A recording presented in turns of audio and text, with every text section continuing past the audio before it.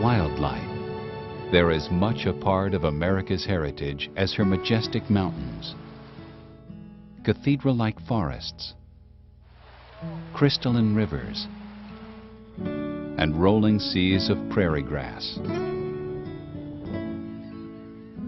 And for more than 100 years, America has celebrated and protected that wildlife heritage in a system unequaled in all the world: the National Wildlife Refuge System. That system, managed by the U.S. Fish and Wildlife Service, contains more than 540 refuges, spanning some 95 million acres. What makes these places unique is that they are the only public lands in America set aside specifically for the conservation of animals, birds, fish, and other wild creatures. And as a result, America's refuges provide some of the best wildlife-oriented recreation anywhere in the country. Whether it's fishing, hunting, hiking, or simply observing creatures in their natural homes, there's something for everyone at America's National Wildlife Refuges.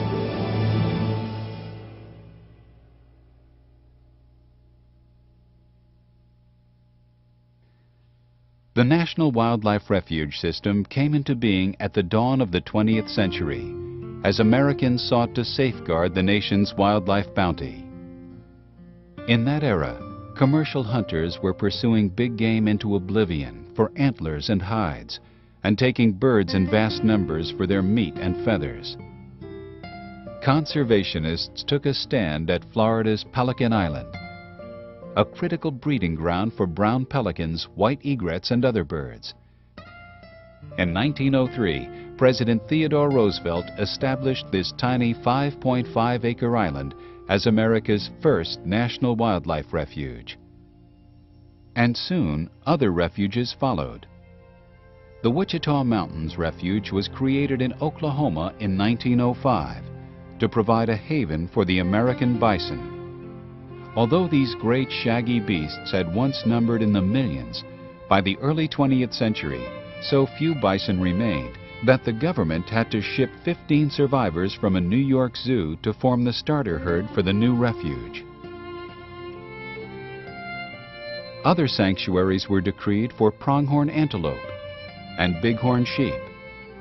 And after 10,000 elk starved to death on shrinking wintering grounds in Wyoming, the government established the National Elk Refuge in 1912 and launched a winter feeding program. In the 1930s, the devastating droughts of the Dust Bowl years dealt another blow to wildlife, drying out the prairie marshes that migratory waterfowl needed for nesting, feeding, and resting stops. But hunters came to the aid of waterfowl, backing a proposal to purchase duck stamps to generate funds to buy and restore wetlands. After the act passed in 1934, the nation's refuge chief, J. Clark Sawyer, drove around the country scouring the landscape for likely duck habitats. By the end of the Dust Bowl era, he had added more than 100 new refuges to the system, many located along traditional waterfowl migration routes. In 1980, the system grew once again, as the addition of vast acreages in Alaska provided protection to nesting grounds for millions of birds and habitats for everything from giant Kodiak bears to Pacific salmon. Now, more than a century after its founding, the system has expanded to include refuges in every state, as well as 5 territories.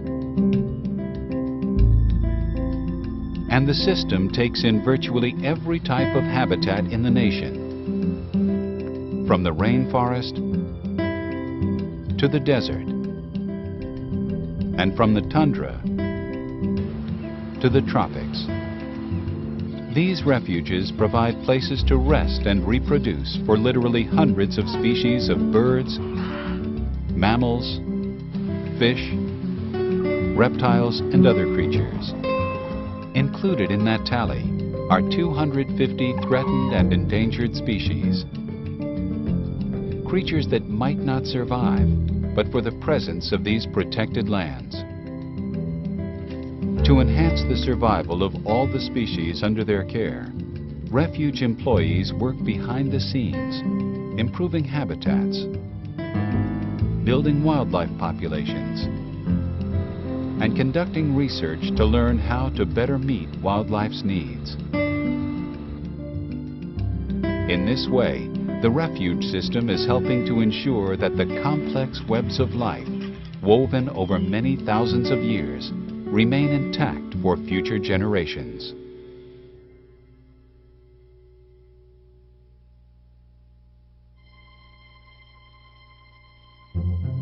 If refuges provide food and shelter for wildlife, they provide sustenance of another kind for people, nourishing our connections with the natural world. Visitors are welcome at the vast majority of the nation's refuges, and with a refuge within an hour's drive of almost every major city, these wild places are within reach of most Americans. Not surprisingly, one of the most popular visitor pastimes is wildlife observation. Because refuges have preserved the stepping stones that ducks, geese, and other birds use during their migrations, refuges are some of the best places anywhere to experience the wonder and mystery of these ancient seasonal spectacles. Visitors can also harken back to earlier times by visiting one of the several refuges in the Plain States where buffalo thrive. At the National Bison Range in Montana, visitors can witness an actual buffalo roundup. The refuge uses this annual event to monitor the animal's health and trim the herd to levels the grasslands can support. When it comes to viewing elk, there's no better place than the National Elk Refuge in Wyoming. Between December and March, up to 10,000 elk gather at the refuge. From a horse-drawn sleigh, visitors can get a close-up view of these gangly creatures, which weigh up to 700 pounds and have antlers up to 6 feet across.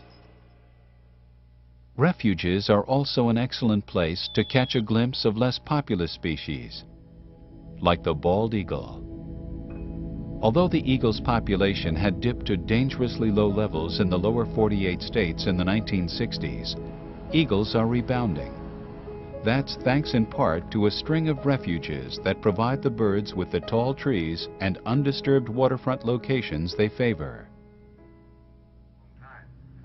Visitors to a Texas coastal refuge can witness another special sight, one of only 2 migratory flocks of whooping cranes in the world. In the early 1940s, only about 18 of the tall, stately birds remained, making them one of the most severely endangered species on Earth. But by protecting the birds' wintering grounds, Aransas National Wildlife Refuge has helped the flock survive and expand to another refuge in Florida called Chassahowitzka. Having established a second migrating flock, refuge officials are guardedly optimistic about the whooping crane's future.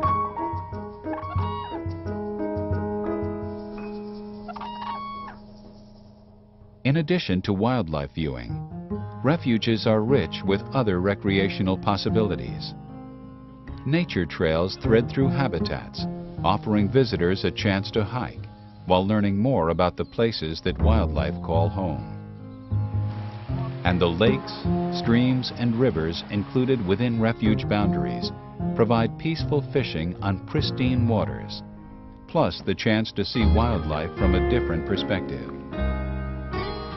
In addition, hunters are welcome at more than 300 refuges, where conservation efforts have yielded abundant populations of certain bird and big game species.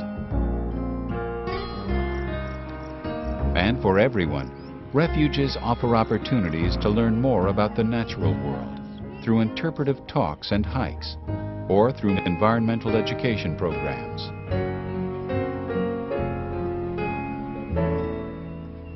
Whatever visitors choose to do at a National Wildlife Refuge, they'll find something special there. A respite, a chance to rejuvenate the spirit, and a reminder of the wisdom of cherishing our nation's proud wildlife heritage.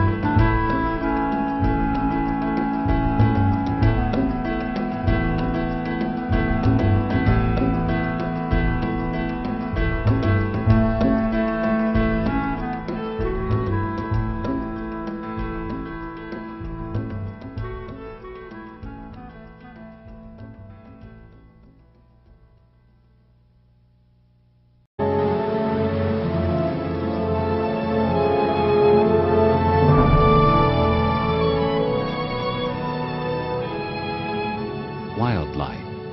There is much a part of America's heritage as her majestic mountains, cathedral-like forests, crystalline rivers. This contains more than 540 refuges, spanning some 95 million acres. What makes these places unique is that they are the only public lands in America set aside specifically for the conservation of animals, birds, fish, and other wild creatures. And as a result, America's refuges